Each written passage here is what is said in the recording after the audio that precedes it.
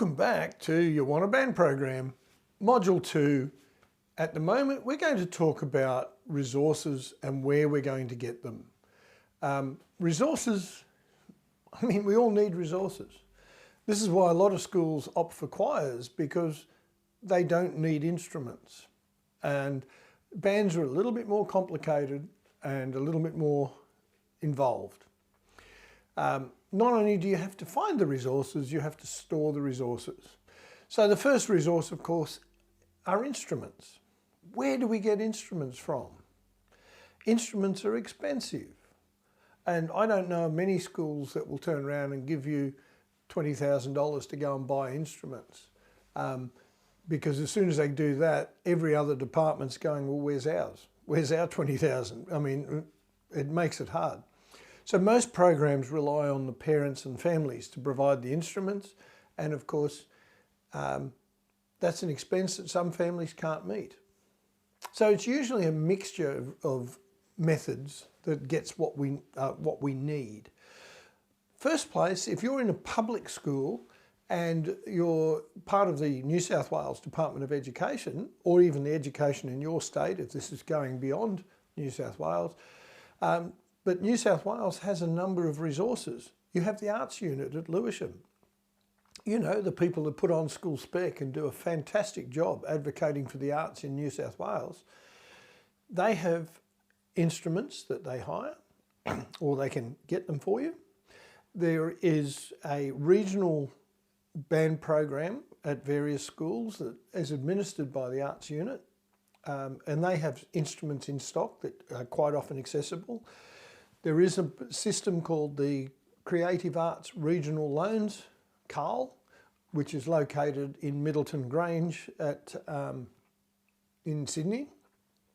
And they have instruments, although they're all finite resources. Once they're gone, they're gone, they're out.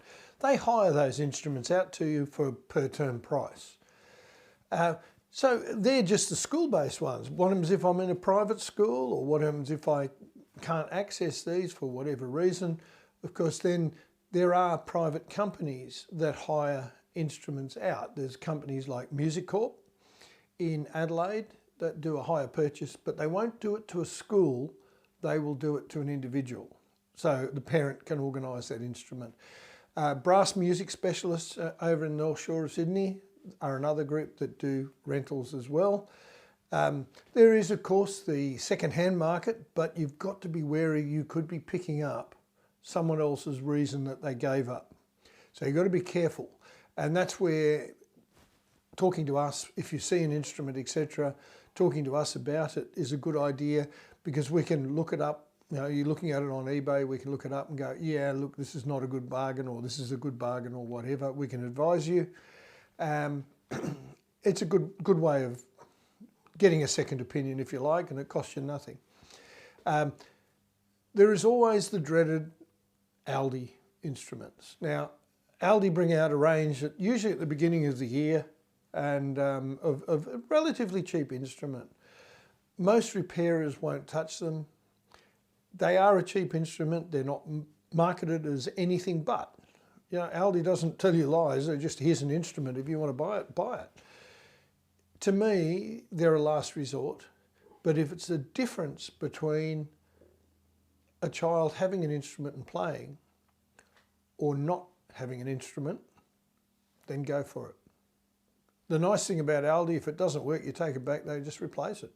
Simple as that. They're pretty good with that. Of course, another avenue is to talk to your sister schools and things. They may have had a band program. They may have instruments sitting in the cupboard. Families often have instruments under the bed. Amazingly, your neighbours, ask around, see who's got whatever. If there's a town band, now the town bands quite often have old instruments sitting around doing nothing. So there's lots of ways that you can obtain these a basic group of instruments to start with. The biggest problem is with older instruments, getting them serviced, getting them operational. They've sat in a cupboard for years, and if you're not a brass player, you won't have a clue as to how to fix your instrument. There's a couple of ways that we can deal with that. First of all, at Murray Bishop Music, we can jump on a Zoom call with you and help you go through the basics. We do all sorts of repairs and servicing. We can help you go through those basics and problem solving and things like that and advise you, so we often can save you a lot of money. The other side of it is that, of course, repair techs, once you get out of Sydney, repair technicians are few and far between and often overworked and difficult. So it's hard to get someone who can fix your instruments for you. But reach out, we're only happy to help. The other side of things, of course, you need music stands. Now, again, Aldi used to do a $20 music desk. They're great.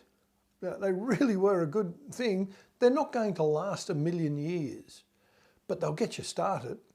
And make friends with your GA, because there'll always be threads that are stripped, and there'll always be nuts and things that go missing and need to be replaced. And your GA usually knows exactly what to do. They're pretty good. But even if you go and you buy the $15 foldable wire stand, it will get you started.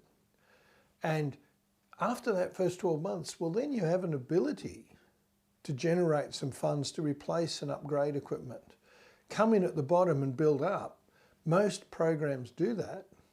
Very few programs come in with Rolls-Royce equipment.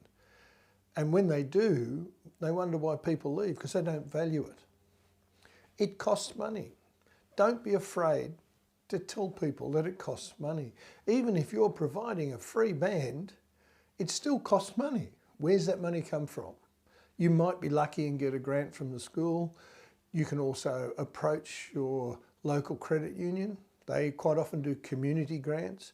Councils quite often do community grants for schools.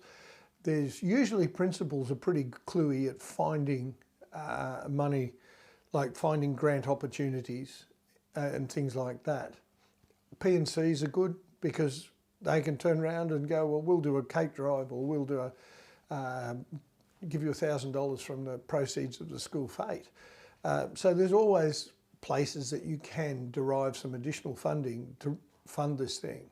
Again, you go back to what we discussed in the first module, you've got to be able to answer why. Thirdly, then you need music. Now, there are two types of music that you need. In the first stages, you need something like a method book, and there are dozens of method books around. RatMuse do one. They've just brought out a new Australian one. I'm waiting anxiously to see what that's like. There's Band Class with Samantha Coates, which is an Australian one through Reed Music, and it's a great little method too. There's also Tradition of Excellence, Standard of Excellence, Accent on Achievement, Sound Innovations, and my favourite, I still use Essential Elements because I just find that it works. Each one has their own little ups and downs, and maybe later on I'll do a bit of a review on some of them.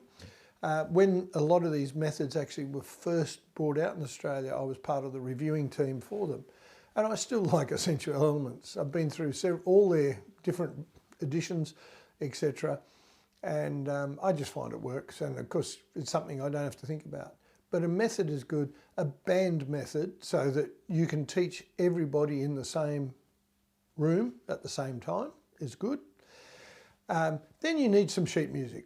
And again, this is where I like the music of Essential Elements, because they have about 6 or 7 pieces of music that are correlated to the learning on page 9, page 17, page 22.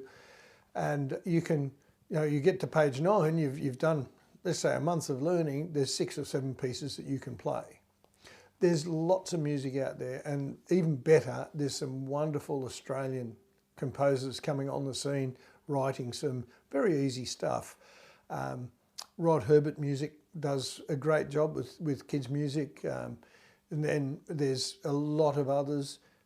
Thorpe Music is another one. They're just people that, they're not paying me to say this, but they're people that I've had a lot to do with and really enjoy working with them.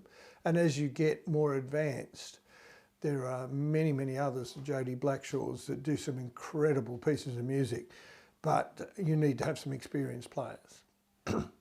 When you put all that together, you suddenly find you've got a band. Those resources are fantastic.